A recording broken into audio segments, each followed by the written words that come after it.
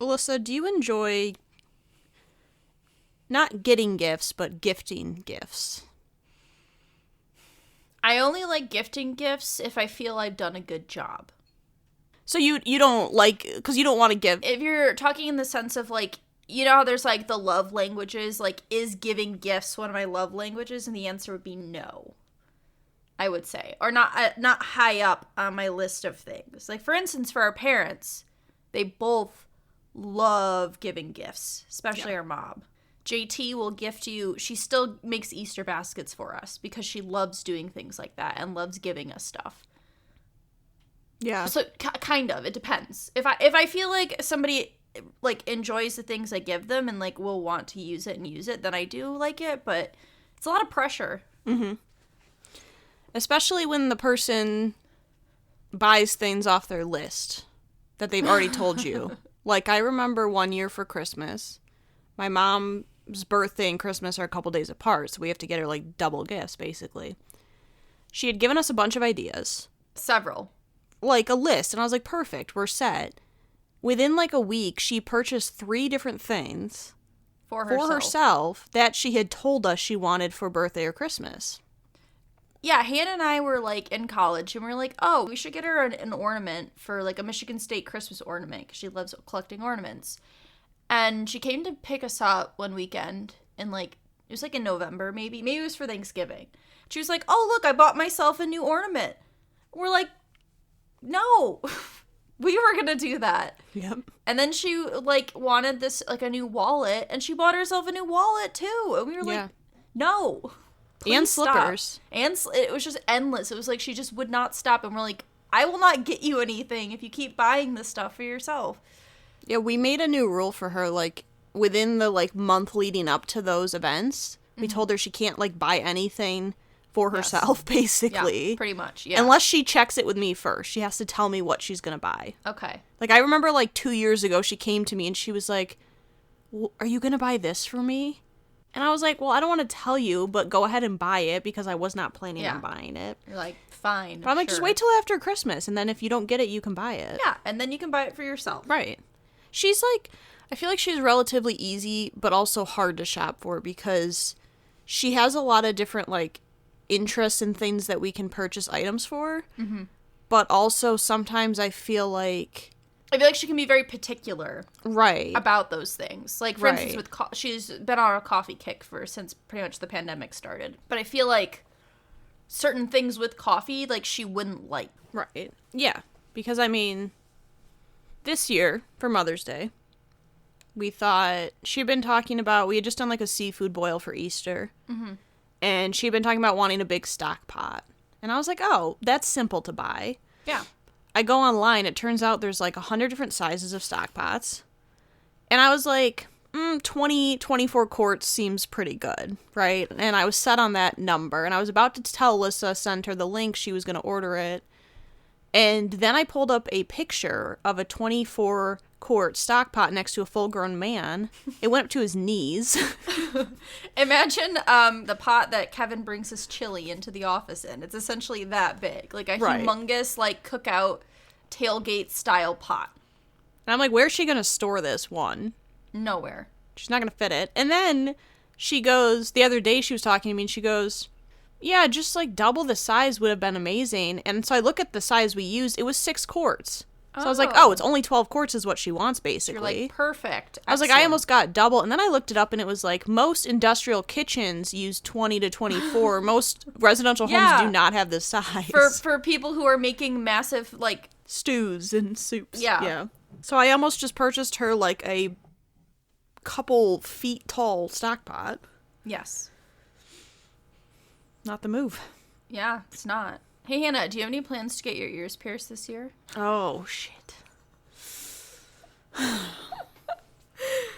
I did finally... This is not me in a salty manner. You just brought up the topic of people being hard to get gifts for.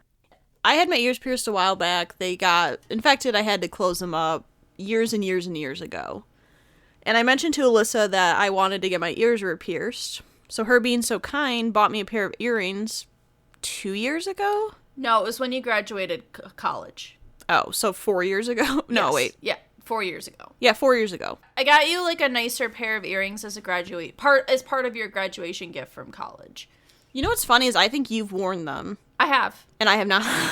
I borrowed them for like a holiday party or something. They're in your room somewhere. Mm-hmm. I did return them. Yeah, I was like, I'm going to do such a good job because this is something she wants. And then, I mean, to be fair, COVID did happen. Yeah. Somewhere in there, although it was not directly following you graduating college. Yeah. But, you know, things happen. It's funny because I found a list on my phone a couple weeks ago of things, like a to-do list. Mm-hmm. And the only thing I had done on that to-do list, it was from a year ago, was got a new iPhone. Basically because I had to. You know, you were putting that off for like months. Yeah. You kept being like, I need to get a new phone. And I'm like, do it. And then I come never home did. and you're like, yeah, I need to get a new phone. And I'm like, yeah, it's on the list. I'll do it this summer. I have a place picked out to go to. if you want to go, I want to get my cartilage re-pierced. Oh, okay. Long story short, Hannah promises she will get her ears pierced this year in the summer at some point. If I don't get my ears pierced by the end of August, I will... What will I do? I don't know. What will you do? I gotta be careful what I say because... Yeah. I'm a horrible procrastinator and I'll I'm probably gonna not write do it down right now. Okay. If I do not get my ears pierced by August 31st? August 31st, I will... I absolutely hate this. I will do a slam poetry reading for the podcast that must be 10 minutes long. Okay. You know how much I hate slam poetry. Yeah. And we will record it. Yes. Of course. Of course it will be recorded. Yes. And I will all snap. Yes. It'll be like that scene from Extremely Goofy movie. Yes, exactly. Yes. There, we have it. A real snap train. Okay, excellent. It's written down. It's recorded on camera. All right, cool. To procrastination and facing fears.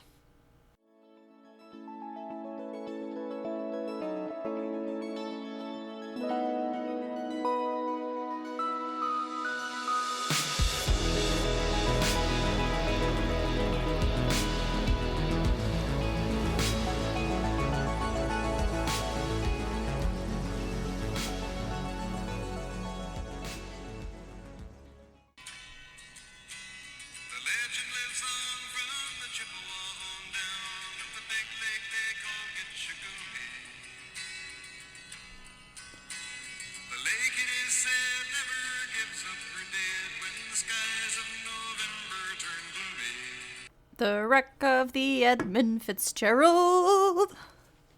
If the Edmund Fitzgerald copyright strikes us, I'd be okay with that, to be honest. I would love that.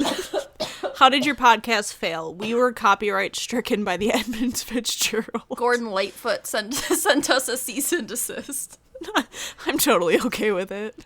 Welcome. This is Research Rank Repeat. I'm one of your co-hosts, Alyssa. And this is co-captain host, Hannah. And we have anchors away this week as we are sticking close to home. Anchors. Yes, we are ranking one of the beauties of our state of Michigan.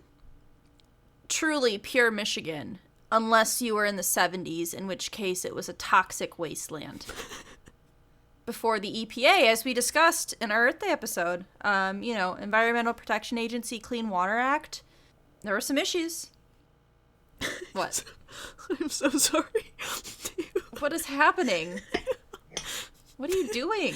I took a last sip of coffee and I just got all the grounds in my mouth and I just bent back into my cup. I'm so sorry if you have to watch that recording back. Yeah, great. This was a suggestion brought up by a previous co-host of the podcast, Esberry. Oh. It's like, hey, you should rank the Great Lakes. And I was like, you know what? Excellent. I'm going to steal that and do that right now. I was like, you know what? Hannah's about ready to finish her finals week of classes. And we're gearing up for a lovely hiatus that's going to be coming up. Yeah. So we kind of just got to fill like 4 weeks with some things. And we have a few things. And one of the things is taking an incredibly long time because of me and my limitations. And I'm not even joking when I say I had to watch an 1.5 hour long video yesterday to understand some of the lore of things that I had forgotten about this subject. Essentially, we just needed something nice, close to home. Homes, one might say. The Great Lakes. Now, as children, Hannah, I'd say you learn about the Great Lakes in every subject of school. Every year. In some facet. It was always incorporated into pretty much every lesson. As you heard at the beginning, we played the song The Wreck of the Edmund Fitzgerald, which we had to learn the lyrics to in 4th grade, and the song is 6 minutes long. Yeah. 6-minute long song about a shipwreck in Lake Superior. Yeah. Oh, you know what? I can see if any of us drew any of the lakes for our picture book. Oh, I think I did. I think I probably did, yeah, for our ABCs of Michigan books. But we also had to learn a song called Homes in the tune of Old MacDonald Had a Farm, I think. Yeah. H-O-M-E-S, H-O-M-E-S, H-O-M-E-S. And that's to teach you an acronym to learn the Great Lakes, as there are 5. Super hard to learn their names. Do you want me to go through them? No, I'm going to cover them because I'm going to cover the namesake, like where the names come from. But if you have any thoughts before I go into some background. I was thinking about learning that stuff in school, and I realized, like, I don't know if every state's like this, but how much, like, pride Michigan takes in all of its, like, history and its geography. And I understand why, because it's pretty cool that we're, like, just surrounded by lakes. Also, being the only state in the United States that's composed of 2 peninsulas, that's pretty unique. As we are surrounded by water. Yeah, it just seems like Michigan has a lot of pride, and, like, certainly as kids, it was like, I mean, we made an ABC books about Michigan, like, about different things about Michigan. So, yeah, I mean, obviously, the Great Lakes, we've spent time on some of them. We grew up going to them. We've taken a lot of vacations to them. So it's kind of just something that's always been, like, ingrained in, our lives. And it's always interesting, like, I watch Jeopardy and stuff once in a while, and, like, when I see people get questions wrong about, like, is this one of the Great Lakes? And you're like, oh, how would you not know that? But I was like, we also just grew up, like, in school. Like, as, like, a 12-year-old, just, like, learning about the Great Lakes. So, right. Yeah. That's all I have to say. All right. There is so much background on the Great Lakes in general. I just try to keep it more generalized and not go into super specific things. The Great Lakes, also known as the Great Lakes of North America or the Laurentian Great Lakes. So they are a series of freshwater lakes that are interconnected with, quote, sea-like qualities. So they connect to the Atlantic Ocean via the St. Lawrence River, although I feel like growing up it was always referred to as the St. Lawrence Seaway. Yeah. And I think that's kind of an interchangeable name. It also falls on and near the border between the United States and Canada, and it acts as like a natural border between the two countries. It is a 750-mile long in total from western to all the way to the Atlantic Ocean. The border between the two countries along this stretch is not guarded by any bases or any naval, like, ships or anything like that. They have pretty, like, open channels between the two. What 2 countries are you referring to? Just for... Canada and the United States. Just for, like... I already had said that. Oh, I missed it. I'm still on the same... Still I'm talking about the border. Yeah. Nowhere in the water is it like this line is Canada or this line is the United States. So technically you could drive your boat into, like, Canada, technically. Like, clearly if I drove my boat over to Canada and tried to, like, land in Canada, there'd probably be some problems there. But if I'm just, like, boating around, there's not, like, a Mountie's not gonna, boat up next to me and be like, where's your passport? With his horse on a speedboat. Exactly. Sorry, Canada. So, in the United States, however, the Great Lakes border 8 states. Hannah, do you think you could name the 8 states that the Great Lakes border? Obviously, Michigan. Yes. Ohio. Mm-hmm. New York. Yes. Pennsylvania. Yep. Wisconsin. Mm-hmm. Minnesota? Mm-hmm. Superior. Yeah. Got Would two I have more. 2 more? 2 more. Does it touch? Oh, Illinois. I was going to say Chicago, right Yep. on the lake. Right Yeah. on Lake Michigan. That's 7. 1 more. What am I forgetting? New York. I don't know. Why don't I know? Hannah. It's so obvious. It's very obvious. Just drive along the lakes. Think about how you drive. Okay. So when you drive to Lake Michigan, it touches Michigan, Illinois, Wisconsin, Indiana. No, Indiana's like not touching, I don't think. I think Indiana's like not connected to any of them. Let me ask you a question, Hannah. When you drive to Chicago, how many states do you pass through? Michigan, Indiana. Oh, so Indiana does touch it. So if you're driving through Indiana to get to Chicago, It has to be touching Lake Michigan. it has to be touching Lake Okay. Michigan. Okay. Yes. Indiana. It is Indiana. Yes. I thought it was a trick. I thought that was a trick. It's not. It's a very small border. Yeah, you're not wrong about it being not a lot of land. But you'd have to. Okay. You have to. There's a little bit. I understand. Yeah, Okay. A little bit in there. Well, I got him.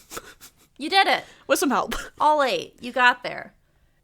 Technically, in a hydrological sense, hydrologically, there are only 4 Great Lakes because Lake Michigan and Huron are technically connected at the Straits of Mackinac, or as people not from Michigan would call it, the Straits of Mackinac, which is incorrect, and you need to learn how to speak correctly. As I feel like when I try to use the GPS, where they're like, DeQuindre, and like, like any like French word, any indigenous word, it's just like, oh, it bothers me, Hannah. I'm sorry, but you saying you need to learn how to speak correctly when I have to edit out 5-minute bloopers of you every single episode is golden. Yeah, but you know what I can say correctly, Hannah? Mackinac. And that's all that really matters right now. That's all that counts. Let us go through now and run through the Great Lakes. I'm going to do them in order of the westernmost to the easternmost. The first being Superior, furthest west. It borders Minnesota, Upper Peninsula, I think a little bit of Wisconsin. Then we have Michigan, which is to the left of the Lower Peninsula of Michigan, in between Illinois, Wisconsin, Indiana, a little bit in there. Then we have Huron, which is on the top and the right side of Michigan, the Lower Peninsula, borders Canada, Michigan, Ohio. Then from there we have Erie, and then from there we have Lake Superior. No, Erie and Ontario. Oh my god. Erie, that's embarrassing. Erie and Ontario. Did I say Superior when I meant to say Ontario? Yeah, you said Erie and Superior. Okay. After Huron, we have Lake Erie, and then after Lake Erie, we have Lake Ontario. And that Niagara Falls falls between Lake Erie and Lake Ontario. Excellent. Okay, now let's go through what each name means. Where does the name come from? How are these lakes named? We have Lake Huron. Huron is a word derived from the Wyandot, Iroquois indigenous people. Huron, the word itself, is named by the French. The Wyandot's name for Lake Huron was originally Carriganodi, or I don't know what I just wrote there. I can't read that. I can't read my handwriting. That's embarrassing. OG name. That's what I wrote, is the OG name. That's what it was originally known as before the French came and said, hey, this is what we're going to call it now. So the Wyandot were also known as the Hurons, is what the French called them. So when French explorers came, they found them there and they were like, oh, you're the Hurons. So it had a different name previously. Ontario is derived from the same Wyandot, their word, Ontario. The spelling is essentially very similar, but it has some different inflections, so I probably pronounced that incorrectly. But it translates to Lake of Shining Waters.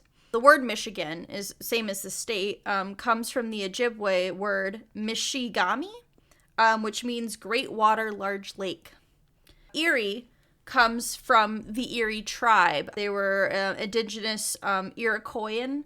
And so the Iroquoian word is Erie-el-Honan, which means long tail. So it's a shortened version of that word. So Superior is where things get interesting. So Superior is the English translation of the French lac supérieur, which means upper lake.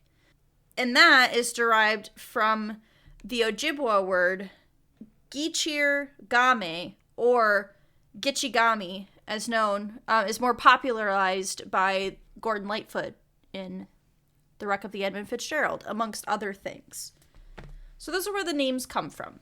Generally, most of the words come from the indigenous people and tribes that lived in that area when the Europeans were coming in and being like, hey, we want this land now, so give it to us.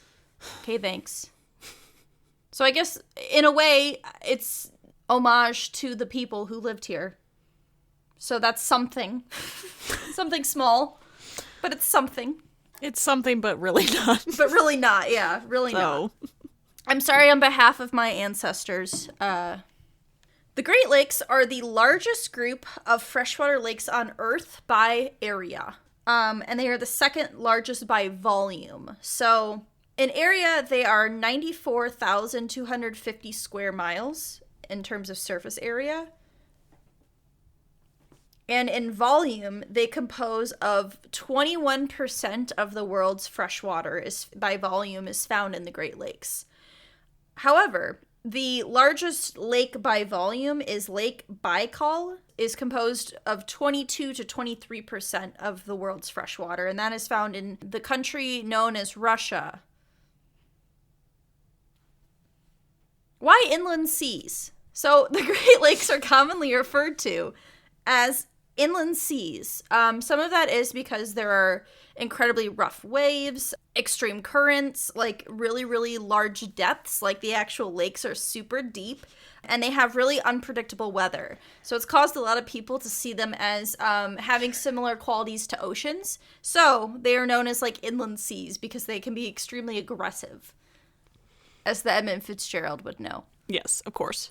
Either Superior alone or the combination of Michigan and Huron are known as the second largest lake in the world, because those two areas are very, very similar. But it is the largest freshwater lake in the world. Lake Michigan is the largest lake that is found within one country. So that's a nice little, whoa.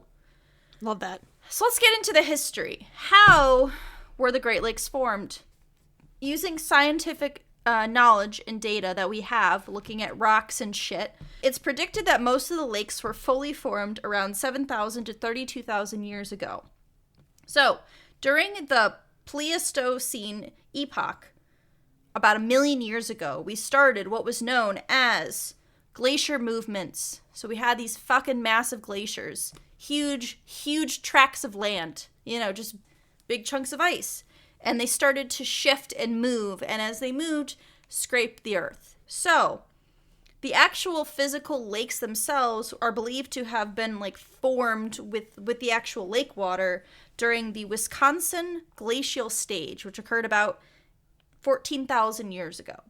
So essentially what happened is there was a massive ice sheet dispersion where this big sheet of ice dispersed and melted, which created a bunch of water. Because this heavy weight of the ice is no longer crushing the land down, this caused some of the land to rise, and while some of the land was rising, the already existing glacial scooping out the land caused the water to rise in the basin as the land is rising and the water is filling these basins. It's known as uplift. Every 100 years, the ground rises 1 foot, is what we roughly see. So it's still going on. Still going. 2022. Let's talk about Lake effect. So because the Great Lakes are so fucking large and huge, it can cause this thing known as lake effect snow. So what happens is these lakes are so massive that they cannot freeze all the way. So what you get are these pockets of like warm air on the lake that when wind is coming across from, windy city Chicago, blowing that air across the lake, it hits these warm pockets of air, brings the warm air over to the land, and then that moisture creates like huge pockets of these really heavy snowfall that are caused by lake effect, which we have experienced. So let's talk about some ecology. So historically, surrounding the Great Lakes were areas of large forest and forest ecosystems. However, when these explorers and these Frenchmen come in and they say, we want these fucking trees, you have extensive logging, extensive agriculture, and urbanization as all these people are flooding in. And they say, I want some of this water and these beavers myself, these trappings, these logs. So it changed the dynamics of the ecosystem. Lake Superior is about like 90% forest cover surrounding the lake, whereas something like Erie, it's like 20%. So it just depends like where you're at and which lake, how much urbanization has occurred. Some of these forests are surrounding these lakes are in their second or third growth stages, which is essentially what happens is when people just like fucking cut down every fucking tree, you have to let trees regrow. They're in like these stages of growth. So some of these like forests have already gone through like 2 or 3 stages of growth. On a more sad note, there are at least 13 wildlife species that have gone extinct due to European trapping and colonization and urbanization and deforestation that occurred along the Great Lakes. Beavers, I know, were specifically almost wiped from existence because so many people were trapping them for their pelts and their beaver hats, Fucking beaver hats. I know, right? Fishing was a huge market, and it still is a large market as well. So in the 1800s, there were documented over 150 species of fish in the Great Lakes, which is a huge, diverse ecosystem for like a lake, especially like a freshwater lake. And in 1889, it was documented that over 147 million pounds of fish were caught in 1 year, which is insane. That's insane. It's a lot of fish.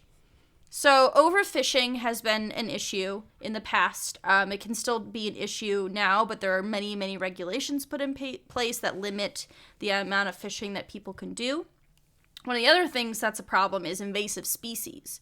So because the Great Lakes, as I will talk about a little later, are a big like shipping industry, freight industry, industry. I can speak. I believe in myself. One of the biggest invasive species in the Great Lakes are zebra mussels. They are nasty. Basically, they sit on the floor and like disrupt the natural ecosystem. It's estimated that the economic impact over the next decade of money lost due to zebra mussels are somewhere along the lines of $5 billion. Which is a lot of money. Yeah, that's insane. Also, just of note, another invasive species is a lamprey, which is essentially a parasitic, like, it's like a giant worm. It has this, like, suction mouth, so it just, like, suctions onto fish and just, like, steals their soul. I got to dissect one in class. They look as gross as they sound. Yeah. We don't want them in our waters. No, we don't. Another issue that I kind of talked about earlier was pollution. And one of the agreements made specifically regarding the Great Lakes was the Great Lakes Water Quality Agreement, which was established between the United States and Canada to help promote water quality and health. More recently, we don't prevent Nestle from stealing all our fresh water. That's true. Because the bottling, Nestle and all those water companies, Aquafina, they're trying to, steal our water. We love that. we truly love that. Particularly Lake Erie was especially nasty in the past. It had a lot of raw sewage and other chemicals coming in from industrial areas, specifically like Detroit and areas in New York and Pennsylvania. It has recovered quite substantially. I mean, always on the watch for more issues because, there's like algae is one of the I think biggest concerns due to climate change, because algae blooms can like really, really impact the ecosystem of water, especially at higher temperatures. Because that happens in like Florida a lot. There's a lot of issues with like algae blooms and like wildlife health in water. I'm going to do a little backtrack and we're going to talk about people, what people are doing around here. So, the areas surrounding the Great Lakes were inhabited by many indigenous populations around 10,000 BC, which is about when these water basins and the glacial shift and everything had subsided. And we got just the lakes are here. They're here to stay. So we got a bunch of indigenous people. They're hanging out. They're living off the land. And then in comes the French. 1679, Le Griffon, first recorded. I should note, it's possible there could have been other boats that came to the Great Lakes before this point, but first recorded sailing ship in the Upper Great Lakes. Just also of note, I'm going to talk about some shipwrecks later on, but Le Griffon is also the first boat to sink in the Great Lakes. The irony. In 1679, and the entire crew was lost. Oh my god. Wait, it's not... Sorry, what did you say? I'm trying not to laugh. Okay. I thought you were going to say, like, they were all fine. No, they all died. Sorry. Some water canals opened starting in 1824 and 1825 and would continue on that would eventually allow for travel throughout all of the Great Lakes into Lake Michigan and Superior and beyond into the waterways. Because of the amount of travel that occurred on the Great Lakes, especially in the 1800s and early 1900s, there was a large amount of immigration that occurred. A lot of different settlements positioned along the lakes. As we know, there's tons and tons of major cities that are located along the Great Lakes, Chicago being a really notable one. Because of the immigration, there were a lot of pronounced groupings of different ethnicities that came along these waterways and created establishments, including the Dutch, German, Polish, Finnish, and amongst many other ethnicities. So there still exists some like pockets of people in different areas just because, you know, they created little communities as they immigrated across the United States. Many areas along the Great Lakes also have a very New England feel to them because a lot of these people came from the New England area originally and then emigrated or continued to immigrate west. So a lot of the houses and buildings have like a very New England feel is how they're described from that era. In 1998, Lake Champlain was briefly a Great Lake. For 3 weeks. For 3 weeks. Let me tell you about it, Hannah. Now, in 1998, Bill Clinton signed a bill created by the Senate in regards to water quality and other shit, but snuck in there a tiny little line declared Lake Champlain a Great Lake. It is a small lake located in the border of Vermont, New York, and Canada. It is not really connected necessarily to the Great Lakes, and it also is really tiny. But essentially what that did is allowed federal and state agencies to ask for money for grants to research this lake. Well, what happened is, in 3 weeks' time, people were outraged, and they're like, what are you doing? Like, what's going on here? So it was revoked. Its Great Lake status was revoked in about 3 weeks. So there was a sixth Great Lake in 1998 for 3 weeks in March. Can you imagine we'd have to learn, instead of Holmes, it would have been CHOMES? CHOMES? Or Homek? Yeah. Yes, it would be a time, Hannah. All right, so shipwrecks. So because the weather and like currents and shit are so severe, it's caused a ton of shipwrecks in the Great Lakes. There are over hundreds of shipwrecks that are found. Majority of these shipwrecks are in Lake Superior, but there are also some found within Huron and Michigan and the other lakes. As I mentioned before, Le Griffon, the first noted boat to sail into the Great Lakes, was also the first boat to sink in the Great Lakes. It's believed that this boat has been located as of 2014, that they think they found the boat. Whitefish Point, located in Lake Superior, is a high concentration of shipwrecks. They have a museum, and they also have a underwater protection of the water to like as a museum, because it's like so many, like a shipwreck graveyard. So you can take these tours with these, like, glass bottom boats where they'll, like, boat you around and you can, like, see shipwrecks that are still down there. Didn't we go to Shipwreck Museum? We did. So we've been to Lake Superior, because you said we hadn't been to Lake... Ontario. For some reason, I keep thinking Ontario is Lake Superior for some reason. Yeah, so Hannah and I don't know if we've mentioned our family trip up to Whitefish Point. We went to the Shipwreck Museum, the above ground one, clearly not below water, and we also climbed up a lighthouse. I almost died. What a time. Out of fear. Yeah, but essentially, one of the more noteworthy shipwrecks is the wreck of the Edmund Fitzgerald, which occurred in 1975. And if I'm recalling the lyrics of this song correctly, the church bell chimed 49 times? 39 times? 29 times. Anyway, so it's a very notable shipwreck. Gordon Lightfoot sang a song and a poem about Edmund Fitzgerald, which you heard us play at the very beginning. It was also one of the largest boats to sink in a Great Lake. I believe it is 29. 29 times. One for each crewman. Yeah, right. So the church bell chimed for every crew member who died, which is 29. The entire crew perished, unfortunately. To this date, the largest ship to sink in the Great Lakes. In other news, just a personal tidbit, our great-grandfather was working on a ship in Lake Superior.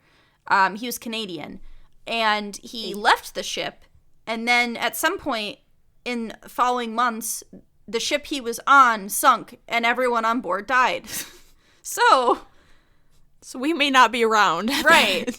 If history had gone differently and he had stayed on this ship, instead of, I think he went to play hockey, you know, like he was playing hockey on a team, not like he skipped work to go he just went to play hockey one day. Oh, I guess play some hockey, eh? But no, he just, he was not on the boat at this time, and then, he missed out on a Great Lakes shipwreck.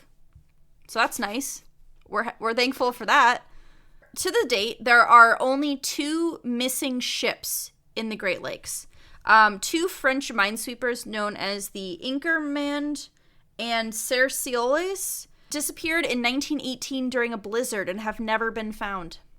To this day, they're still missing, haven't been able to locate them. It's mainly because these lakes are so deep that unless you know specifically where to look, it's very hard to find things, right, like shipwrecks. Yeah, exactly. So, the shipping industry with the boating was huge. It still continues to be big, but it's not as big as it used to be. Suez Canal, another great spot, is a large canal that, like, the water levels shift inside the canal to transport these boats through. Would not recommend going to watch it, as it is very boring. You might need a man from Bar Harbor, though. Bar Harbor. I went to Bar Harbor, too. Yeah. And then a last note about specifically the Great Lakes is they are known for a lot of recreation and tourism, specifically, as Tim Allen will tell you, Pierre, Michigan. There are many, many cities, there are many small towns, boating, sand dunes, swimming, sailing. There are plenty of things that bring in a lot of income in the tourism industry regarding the Great Lakes. That's all I got. Those are my notes. It's quite the history. Because I figured it would not take us very long to rank it, I went for about an hour and I just found a bunch of notes. There you go. It was a good refresh since I haven't learned about. I mean, I took a history of Michigan class in college. I know you did too. I didn't take history of Michigan. Oh, I took a Civil War class. Same professor, though. Oh, same professor, yeah, right? Same professor, yeah. Yeah, but I think it was a good refresher. It's been a while. Yeah. Yeah, I think I will start because I feel like you started last time. Sure. Or maybe you didn't. I don't know, but I'm just gonna start. Oh my God, what? Hannah. I wrote Superior twice because I keep confusing Lake Ontario with Lake Superior. What is wrong with me? I know which one's which, but oh my God, what is wrong with me? I hate Canadians. Obviously, we know how you feel about Lake Ontario. You can't even remember it. I hate Canadians is what we're gathering, even though we have Canadian ancestry. Yeah. Yeah. So refresher, the 5 lakes we're ranking would be, we're going to go in Holmes order. Okay. Be Huron, Ontario, Michigan, Erie, Superior. My number 5 is Lake Erie. I said Lake Erie's a little bitch, and it borders Ohio. What more can I say? For some reason, Lake Erie just gives me a bad vibe. Maybe because it's called Erie, and I just think of eerie thoughts. Ooh, it's eerie. I have read that there are supposedly multiple sea monsters or lake monsters in Lake Erie. I think one of the baseball teams is named after, like, one of the sea monsters. Oh, yeah. That plays in Erie. I don't know. Something about Erie. It's one of the smallest. It might be the smallest. But I don't know. I've never had strong thoughts about Erie. I've been to Lake Erie once or twice, I want to say. A couple times. It's actually Ontario. Sorry, Ontario's the smallest. Okay. Well, Lake Erie, I think, is the second. Yes. Second smallest. And I don't know. It's just one of the lakes that, maybe because it's not one that we frequent a lot, I don't have a lot of connected things with Lake Erie. I'll just leave it at that. So, number 5, I have Lake Ontario. I am pretty sure I've never been to or on or in Lake Ontario, and so because it's the only lake I haven't been in, it automatically is ranked last. We've technically been to Niagara Falls, which is located between the two lakes, but it is in a waterway, and so technically not in the lake. It's just kind of off on the side. It's the only lake that's not technically, like, connected to Michigan necessarily, or, like, through, like, it's the furthest away from where we are. It's, associated more with, like, New York and Pennsylvania, and we're not New Englanders, so I say shoo, go away. Take your smelly New England attire and home decor and go back to the colonies. Oh my god. Number 4, I went with Lake Huron. Simply because I always forget Lake Huron exists. Which is kind of ironic because it's one of the closest lakes to where I currently live. But we never really went to Lake Huron. When we go on vacations and stuff like that in Michigan, we go to the west side of the state or we go north. We don't really go over to the east side to Lake Huron. And I think maybe because I always forget it exists, I was like, there's no way it can be it can't be any higher than 4. But that should show you how much I don't like Lake Erie because I still put Lake Erie below a lake I can't remember. That's fair. So number 4, I have Lake Erie. So one of my friends' family has a house in, it's an island in Lake Erie, Put-in Bay. And I have been there once, and it was a lovely experience. You take a ship over. People are driving around in golf carts, like, or cars. Like, you can have cars there. There's, like, I think 6 miles of roads or something, or, like, a road. My experiences in Lake Erie have been nice. However, I have very limited experiences in Lake Erie, also because it was very yucky at one point in time. Like, it was a super yucky lake. Really pollution heavy. Of all the Great Lakes, I know it was the most polluted. I'm not a big fan of pollution. And I know they've done a lot of work. They've cleaned it up quite a bit. They slapped a sticker on it and said, you're good to go. But there's 3 more lakes I like more. It's fair. Number 3 would be Lake Ontario. It's also, I'd never been to Lake Ontario as far as I know. To me, it's just like an average lake. I guess I don't have a lot of things to say about it. But I do love Canada. And so because I love Canada and because, Ontario seems cool, I said we'll put it at 3rd place. We'll put it in the middle. Yeah, solid middle. That's how I feel about Lake Huron. I'd have to agree with you that we really haven't spent very much time at Lake Huron. Our mom grew up on a city near Lake Huron, but it was actually on a lake and not Lake Huron. It's a different lake. Well, technically like on a river. Well, a river leading to a lake. Okay, sure. That's not Lake Huron. Right. We have been to the lake before, but like Hannah said, usually our vacationings up north were not really on the east side of the state. And I don't really have any, like, specific memories at the lake or in the lake. We were supposed to go kayaking in the lake, and then it got canceled because it was too windy, and then COVID happened, so we never ended up kayaking in Lake Huron. So because of that sour memory of Hannah and I waking up at 6 a.m. to see if we had to drive home and then being told it's too windy and then being sad, and I think we just went and got breakfast instead, it can't be any higher than 3. Yeah, I forgot about that. But yes, you are correct. Mm-hmm. Okay, number 2, I went with Lake Superior. I think Lake Superior is intimidating, kind of a badass, but it also knows it's a badass, and I do respect that. I hate deep bodies of water with a passion because you don't know what's lurking below the surface. It could be anything. But I think that something about Lake Superior is just, I don't know if it's the scale of it. Like, I read, little fun fact, Lake Superior's deepest point is 1,330 feet. For comparison, the Empire State Building is 1,250 feet tall. So if you built the Empire State Building on the deepest point of Lake Superior, the only thing peeking above the waves would be the antenna. Yeah. Like, that is mind-blowing to me. Because it's a lake. Yeah, it's not even an ocean. Yeah. It's insane.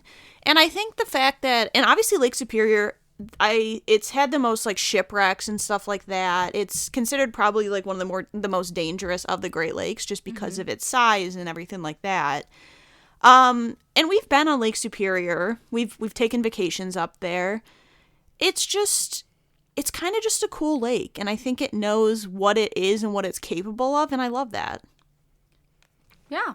I mean, the Edmund Fitzgerald didn't love it, but... No, and all the other shipwrecks. I don't know what Lake Legerfon sunk into. It was not clear. One of the upper Great Lakes, so could be that one. It's possible. Number 2, I also have Lake Superior. So, very similar reasons. I like that it kind of looks like a dog head or a wolf head. Like, it's like got a little, like a snout thing going on there. I think it's very intimidating. It's very far north for either of us. It's like 8 hours to get to Lake Superior. Although our Whitefish Point experience wasn't necessarily great in terms of like a vacation wise, vastness of it is like, it's just like a lot. It's like a lot to take in. The fact that there's so many shipwrecks, the fact that it's like this humongous lake that's like generally considered one of the largest lakes in the world. The fact that I can be on a train going to Belfast in Northern Ireland and be sitting next to somebody in school studying Lake Superior shipwrecks for a class. This is someone who lives in a different continent, in a different country, knows about Lake Superior. Like, that has to say something. And so for that, it's number 2. It is only superior less than 1. I assumed we'd both have the same number 1. It's Lake Michigan. And to me, it was always going to be number 1. I've spent the most time at that lake. Have the most memories of that lake. I think it has like the best lakeshore, like best beaches. The sunset's super pretty over there. And it's also the only Great Lake that's fully contained just inside the United States. So that's a little bit like maybe of a pride thing. The Sleeping Bear Sand Dunes are on Lake Michigan. I just think it's... And I don't know, maybe too, because it's called Lake Michigan and we live in Michigan, it's like, that's the one I feel the most connected to, but we've also spent the most time there. So I just feel like more of a special bond to that lake. It just seems like a really classic, nice lake. Yeah, number 1 was always probably going to be Lake Michigan for me as well, even before I started this list. Of my life, I have the most memories associated with Lake Michigan. We've gone there many, many times. I've gone to several different cities along the coast in either state, being Michigan or, Illinois or, even Wisconsin. It holds a lot of like sentimental value, just like being on the beach there or like the lighthouses or the sand dunes, getting your eyes washed out in a drinking fountain by your doctor uncle because you fell and got sand in your eyes as a 4-year-old. I have a very specific memory of that. Very upsetting. But besides the point, I think holding the name of Michigan also makes it a bit more special, and just all of the memories of very different points in time in my life, from being a small child to like, I think I was there in 2020. It's a great place. One of the greatest lakes you'll ever see. That's true. That's what they say. Yeah, it is what they say. All right, so running through my list, I had 5 Lake Erie, Lake Huron, Lake Ontario, Lake Superior, and then Lake Michigan. And then I have number 5, Lake Ontario, then Erie, Huron, Superior, and last, number 1, Lake Michigan. There's no place like Holmes. No place like Holmes. Or CHOMES. With Lake Champlain in there. Champlain had made it through. Only Bill Clinton had officially signed that, for more than 3 weeks. No, what are you going to do? What are you going to do? This is more just like a little fun one. More of a history lesson than anything else. Yeah, I was going to say you went more into historical background than maybe anything we've done before. I just thought it was very interesting. You know, it's a subject we learn a lot about. There's so many different elements to come in play, both scientifically, economically, historically. Like, there's just so many different things. So I wanted to try to cover a very broad range of things that are associated with the Great Lakes, as they are very unique and very special. Yes, they are. We actually, next week, we're doing kind of another Michigan theme. Yeah. May is Michigan month. For 2 weeks. For 2 weeks, and then it's not. And then it's not. But the first 2 weeks of May, Michigan month. Yeah. We're just going with that pride. Yeah. That Michigan pride. Michigan pride. Keep the spirit alive. Keep the spirit alive. But we have our Instagram or our Twitter. We have a Twitter. We do. I forgot what happened. We also have our email, r3podcast@gmail.com, if you would like to tell us your favorite lake. Yeah, just it doesn't have to be a Great Lake. It doesn't even have to be a freshwater lake. Yes. But yeah, that's pretty much it for this week. Yeah. But yeah, we'll be back next week with something special. You might enjoy it. I don't know. We'll see. We certainly didn't. We certainly did not. That's true. But you probably will. Or not. Or not.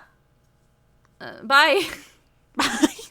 We would like to thank Joseph McDade for our intro music. He provides free music available for all kinds of creative use. The song that we used is called Sunrise Expedition, and you can find it and his other music on his website, josephmcdade.com.